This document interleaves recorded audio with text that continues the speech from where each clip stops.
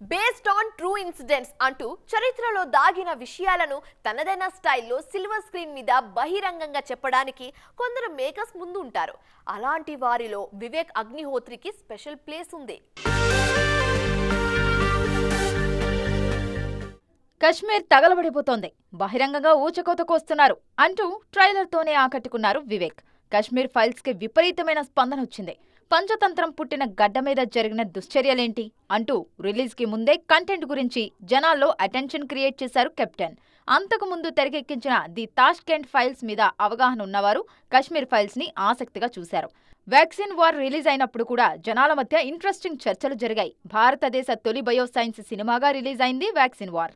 తాము తెరకెక్కించే సినిమాలను ప్రాపగండా సినిమాలుగా చిత్రీకరించేవారు తమ ఆడియన్స్ కాదని, సినిమా చూడకుండా మాట్లాడే అలాంటి వారి మాటలకు స్పందించాల్సిన అవసరం లేదని పల్లవి జోష్ అన్న మాటలు అప్పట్లో తెగ వైరల్ అయ్యాయి. ది కేరళ స్టోరీ రిలీజ్ అయినప్పుడు కూడా కొంతమంది ప్రాపగండా మూవీ అని అన్నారని గుర్తు చేసుకుంటున్నారు క్రిటిక్స్.